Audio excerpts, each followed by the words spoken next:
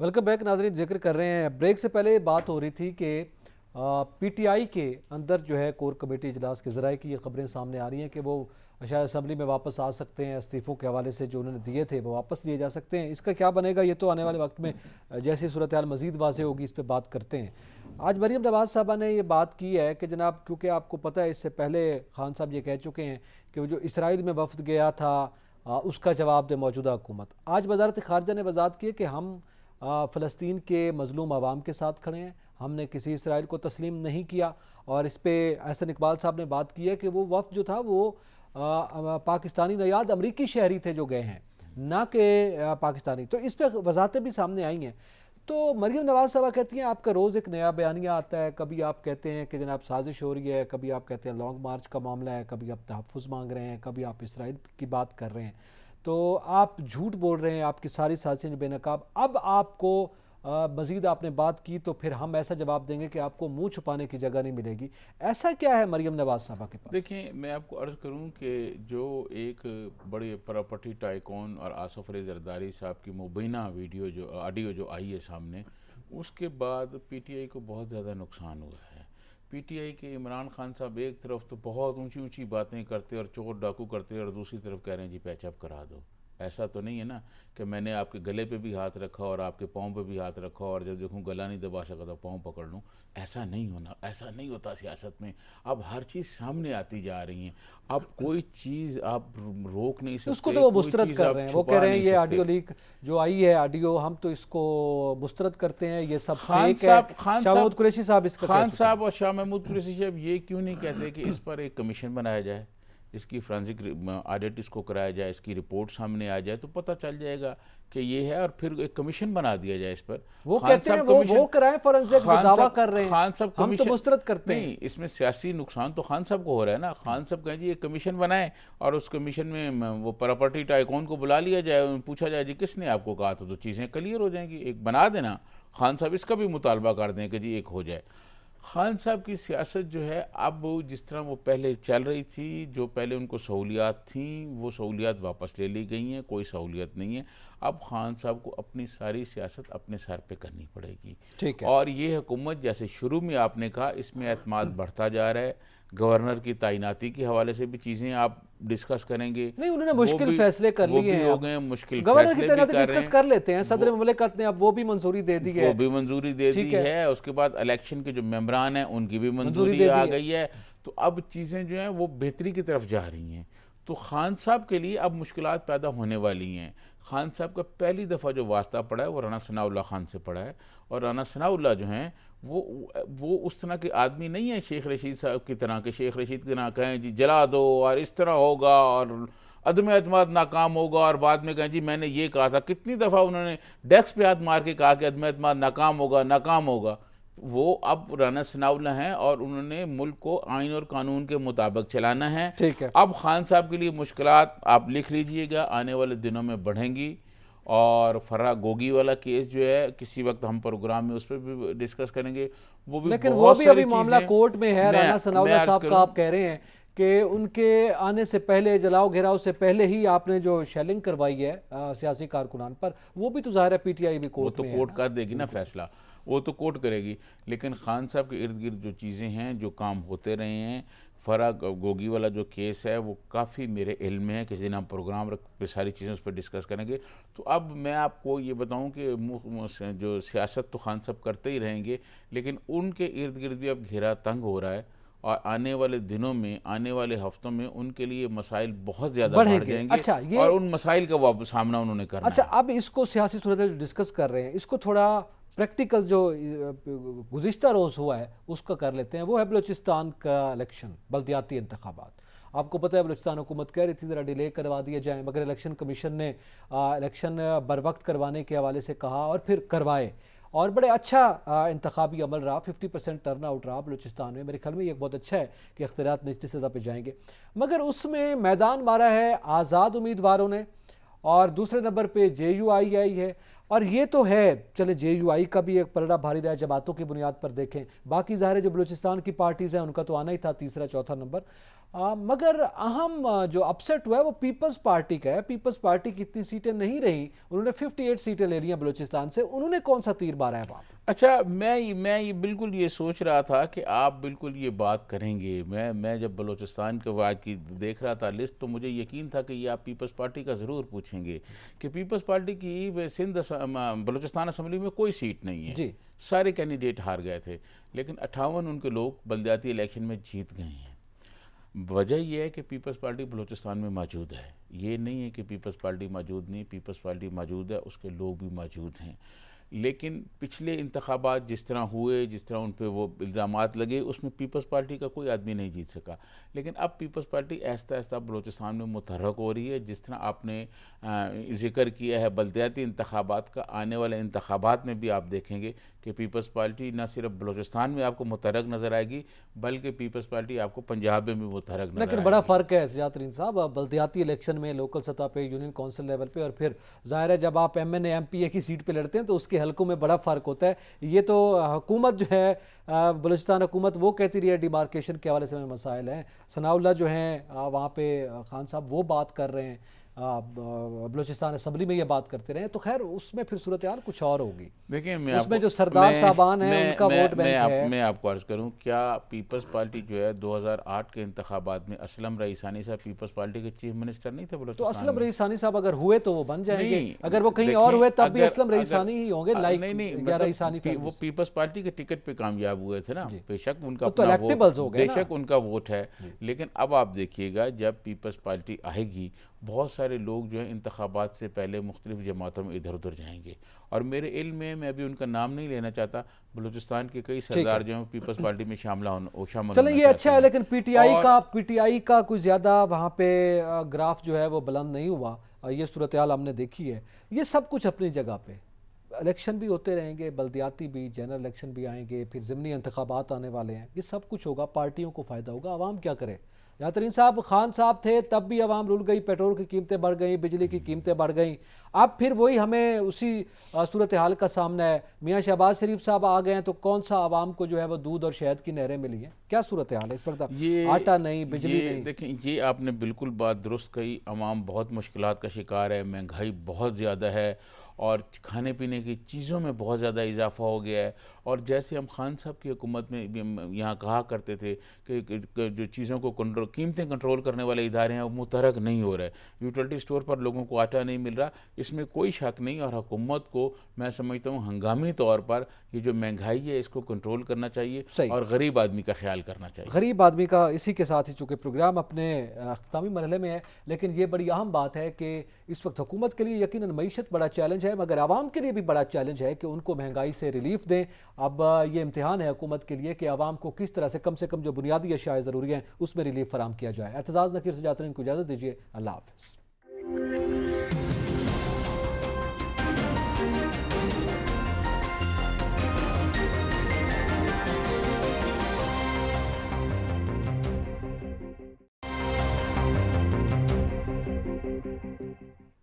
Welcome back नाजरीन। जिक्र कर रहे हैं मौजूदा सियासी सूरत हाल में इमरान खान साहब ने जो डिमांड्स की हैं बिलखुसूस अदलिया से, और इस वक्त जो कुछ पीटीआई के अंदर चल रहा है इसका भी जिक्र करेंगे और फिर उस पर जो रिस्पांस आ रहा है उसका भी जिक्र करते हैं। खान साहब ने आज गुफ्तगू करते हुए एक जानिब तो तहफ़्फ़ुज़ मांगा है और नए मार्च के हवाले से हिकमत अमली की उन्होंने बात की है, और फिर उसके साथ साथ जो मुख्तलिफ़ केसेस हैं पाकिस्तान तहरीक नून की क़यादत पर, उस हवाले से भी आला अदलिया को उन्होंने कहा है कि वो उन केसेस को भी खुद निगरानी करें और एक निगरान जज लगाया जाए। तो क्या गुफ्तगू की है खान साहब ने, आइए पहले सुन लेते हैं।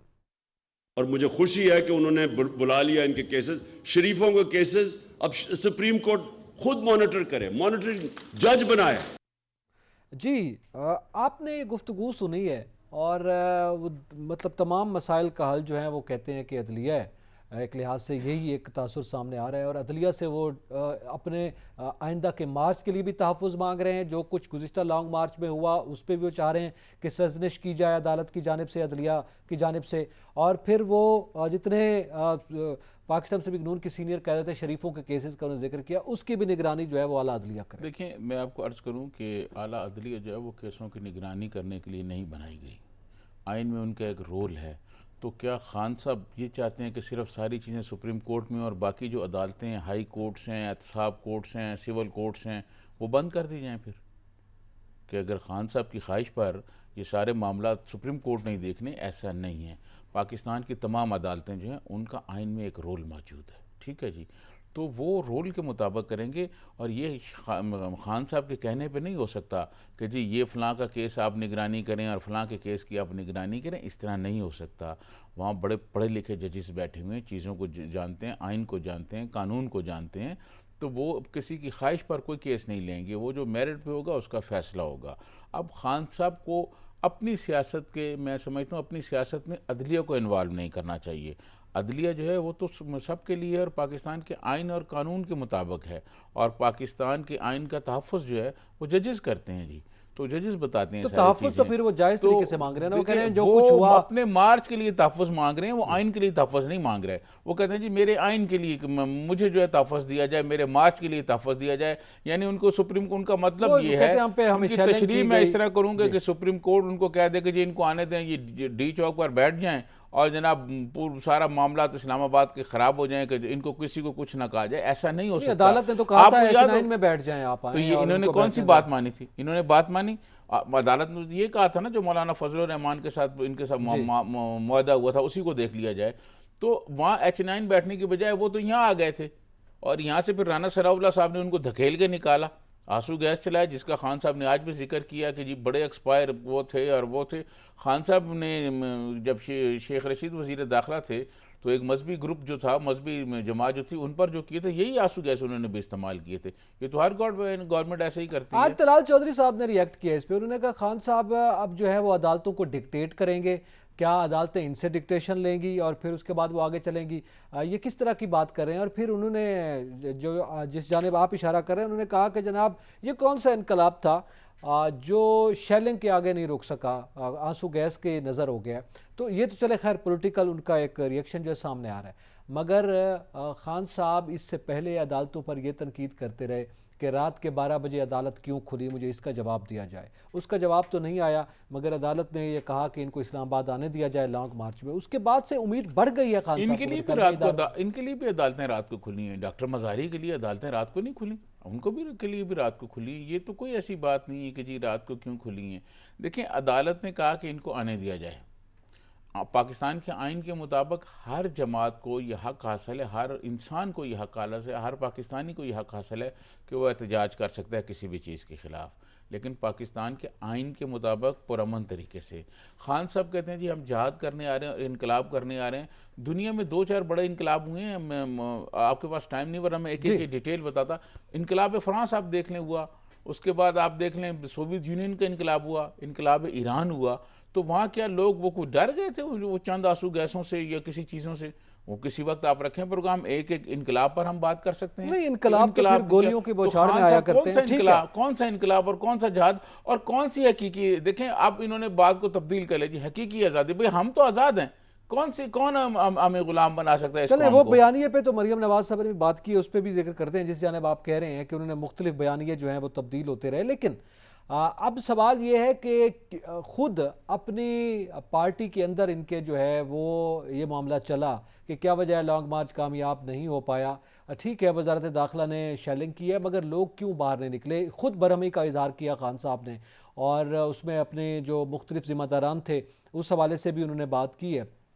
उसके बाद अब ये खबर सामने आ रही है कोर कमेटी के अब जो है ये इस्तीफ़े वापसी हो, और उसमें असद उमर साहब हैं, परवेज़ खटक साहब हैं, शाह महमूद कुरैशी साहब हैं, वो बड़े हामी हैं कि जनाब नई असम्बलियों में वापस बैठा जाए। और साथ जो बात की जा रही है, ज़राए से ये खबर सामने आ रही है कि 1.25 साल तक असम्बलियों से बाहर बैठ कर गुजारा नहीं किया जा सकता, असम्बली के अंदर बैठ कर में अपोजिशन करनी चाहिए, ये राय सामने आई है। आप क्या समझते हैं कि इसमें हम ये कह सकते हैं कि बादियों नज़र में इनकी 1.25 साल की हुकूमत को कबूल कर लिया है, वो फ्री एंड फेयर और जल्दी इलेक्शन वाले बयानी से पीछे हट गए? देखिए खान साहब को ये पता चल गया है, खान साहब के साथ जो लीडरशिप है उसको पता चल गया है कि इलेक्शन अब ये हुकूमत अपनी मर्जी से कराएगी, चाहे वो सितंबर अक्टूबर में कराए, चाहे वो अगस्त में कराए, अगले साल अगस्त में कराए, चाहे वो इस साल कराए। ये अब खान साहब की मर्जी नहीं चलेगी। अब इनको नुकसान क्या हुआ, इनकी समझ में जब बात आई, नुकसान ये हुआ कि जब ये हुकूमत अपनी मुद्दत पूरी करेगी और नए इंतखाबात में जाएंगे, खान साहब तो बाहर है ना, सही। अब लीडर ऑफ अपोजिशन तो राजा रियाज साहब हैं, और जो केयर टेकर गवर्नमेंट बनेगी वो तो राजा रियाज से मशवरा करेगी जी किसको बनाना है किसको नहीं बनाना।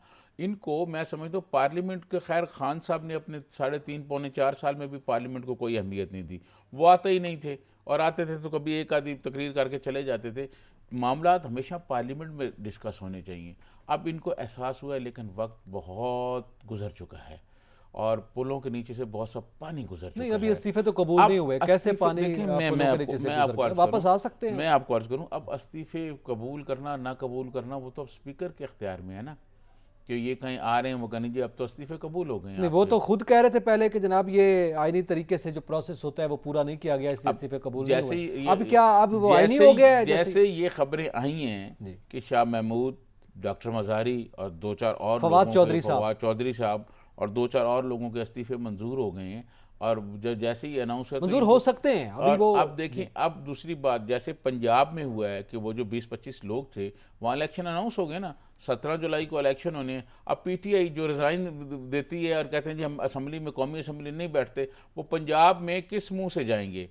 और मेरी आइनी और कानूनी अमूर के बहुत सारे माहिरीन से बात हुई, उन्होंने कहा कि ये मुमकिन ही नहीं है कि इनकी जो मखसूस नशिस्तें 5 थीं उनका नोटिफिकेशन दोबारा जारी किया जाए, ऐसा नहीं होगा।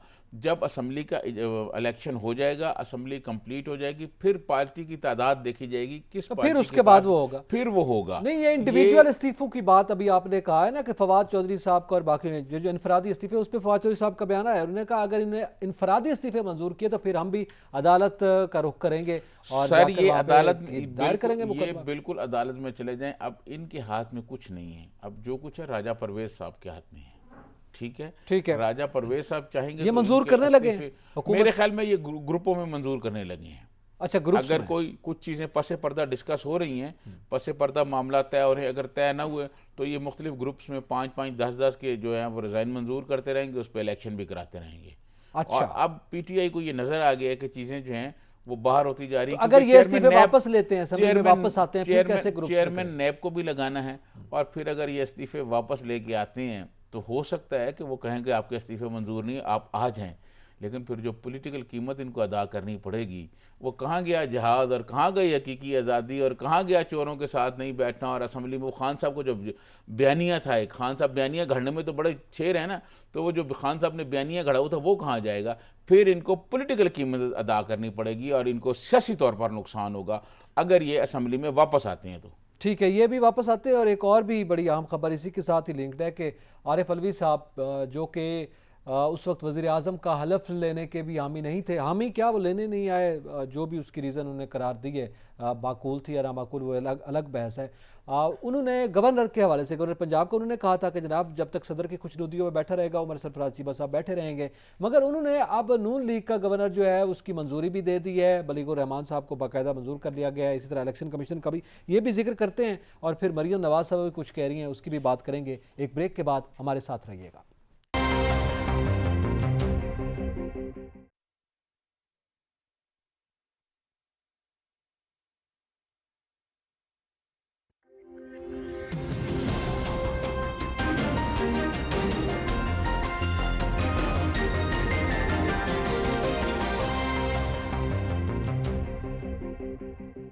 बिस्मिल्लाहिर्रहमानिर्रहीम, अस्सलाम वालेकुम। टारगेट 7 के साथ मैं हूं एतजाज़ नक़ी और मेरे साथ मौजूद हैं सज्जाद तरीन साहब।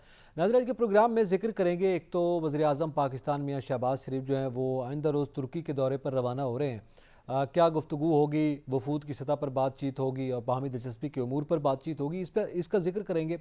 और इसके साथ साथ हम बात करेंगे, आज इमरान खान साहब ने गुफ्तगू की है और उन्होंने अदलिया से बाकायदा तौर पर तहफ़्फ़ुज़ मांगा है, नए मार्च की तारीख देने के हवाले से भी उन्होंने बात की है।